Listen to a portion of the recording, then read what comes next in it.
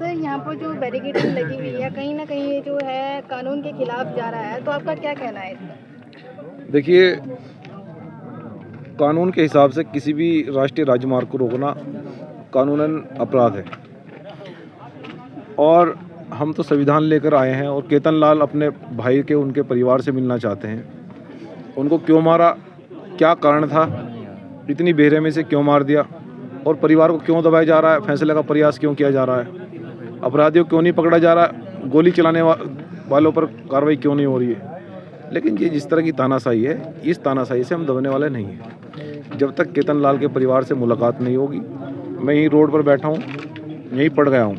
आप देख रहे हैं बैरिकेडिंग लगा दिए, मैं यहाँ से जाने वाला नहीं हूँ जब तक मेरे परिवार से, क्योंकि अगर मैं अपने परिवार को न्याय नहीं दिलवा पाऊँगा तो किस बात का हम आंदोलन चला रहे हैं, किस बात का हम लोग मूवमेंट चला रहे हैं। हमें इस देश के अंतिम पायदान पर बैठे रहने वाले व्यक्ति को न्याय दिलवाना है, इसके लिए हम लोग प्रतिबद्ध हैं और हम लोग संविधान लेकर आए हैं। जब तक न्याय नहीं, जब तक वापसी नहीं।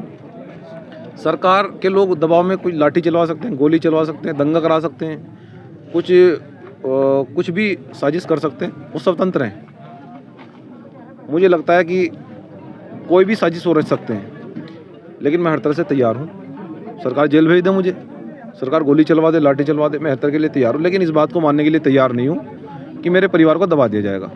जब तक मैं जिंदा हूँ, मैं संविधान को लेकर हाथ में बैठा हूँ, जब तक परिवार से मुलाकात नहीं होगी वापस जाने वाला नहीं। सर, आप संविधान की बात कर रहे हो, संविधान के खिलाफ जो है आज यहाँ पर जो बैरिकेडिंग लगी हुई है, आपको क्या लगता है इसका जिम्मेदार कौन है? जब जनता वीरान हो जाए तो सत्ता आवारा हो जाती है और सत्ता इतनी आवारा हो चुकी है कि जनता की आवाज़ को दबाया जा रहा है और इस प्रकार इतना दबाया जा रहा है कि बोलने वाला कोई नहीं है। पहाड़ में कोई व्यक्ति इस बात को नहीं कह रहा है कि आखिर केतन लाल को तुमने क्यों मारा। आप एक बात और मैं बताना चाहता हूँ कि मान लीजिए कोई मेरे घर में ऐसे ही आ जाएगा, यदि किसी व्यक्ति को, किसी भी भाई को या किसी भी बहन को अगर मैं कोई बुलाऊंगा अपने घर पे तो फ़ोन करूँगा तभी तो आएगा कोई, या किसी कोई घर में कोई कैसे घुस जाएगा बिना बताए, तो कुछ तो फ़ोन किया होगा ना केतन लाल को बुलाने के लिए, व्हाट्सअप कॉल, मैसेज कॉल किया होगा, कुछ तो किया ही होगा। तो आप एक पक्ष से कार्रवाई कैसे कर सकते हैं? कह रहे हैं कि जी वो केतन लाल किसी घर में घुस गया, हम क्यों नहीं आप को नहीं घुस जाते किसी घर में, या मैं किसी को क्यों नहीं घुस जाता किसी घर में? तो आप किसको गुमराह करना चाहते हैं? मतलब अभी ये दलित समाज गुमराह नहीं होगा, ये बाबा साहब डॉक्टर अम्बेडकर की दी हुई शिक्षा से बहुत मजबूत हो चुका है। दिमाग इसमें, अब इसकी बुद्धि भी बहुत बड़ी हो चुकी है।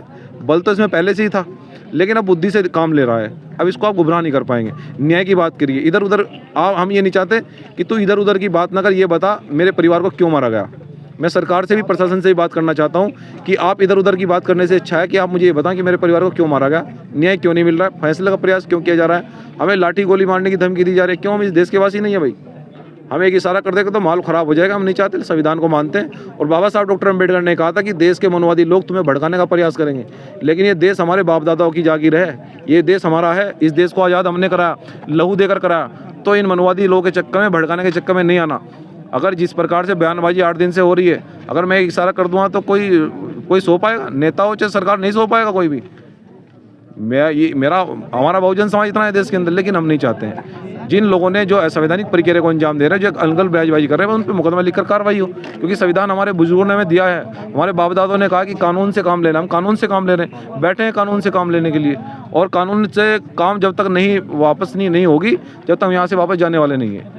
सत्ता में बैठे लोगों ने जो है बैरिकेडिंग लगाई है, ऐसा आपका कहना है? क्या उन लोगों पर मुकदमा दर्ज होकर उनके खिलाफ कानूनी कार्रवाई होगी? क्योंकि हमने देखा है अक्सर जो हमारे सत्ता में बैठे हुए लोग हैं उनको जो है कोई नहीं पूछता है, कोई मुकदमा दर्ज नहीं। अपराधी, ये हमेशा से रहा है कि अपराधी को सत्ता संरक्षण में बचाया जाता है, लेकिन हम लोग इस देश के अंदर, हमारा आंदोलन इतना प्रभावित है कि हमने अच्छे बाहुल वाले को पाताल में से खोद कर निकलवा लिया, अच्छे गुंडे मावाए को दिमाग ठीक कर दिए। हम तो ये चाहते हैं कि यहाँ भी न्याय हो, किसी पहाड़ पर किसी भाई को, किसी बहन को नहीं मरने दिया जाएगा। ये पहाड़ के मेरी भाइयों बहनों को भी अपील है कि दबना नहीं है। संविधान हमारे बाप दादों ने लिखा कि देश किसी के बाप की जागीर नहीं है, भारत देश सबका है और यहाँ सब लोग स्वतंत्र है। किसी के दिमाग में अगर ये बदबू हो कि दलितों को, पिछड़ों को, अल्पसंख्यक आदिवासी वर्गों को दबा दिया जाएगा, तो एक मिस कॉल मारिए। अगर पुलिस नहीं आने देगी कार से, तो मैं यहाँ से प्राइवेट जेट लेके आ जाऊँगा। हम लोग हर तरह से मजबूत हैं, किसी प्रकार से कमज़ोर नहीं है। मुझे तो पता होता कि यहाँ पुलिस खड़ी है तो मैं तो प्राइवेट जेट टिहरी में और यहाँ हेलीपैड है वहाँ उतार देता, लेकिन परिवार से मिल के जाएंगे, बिना परिवार से मिल के नहीं जाएंगे जब तक न्याय नहीं, जब तक वापसी नहीं। धन्यवाद।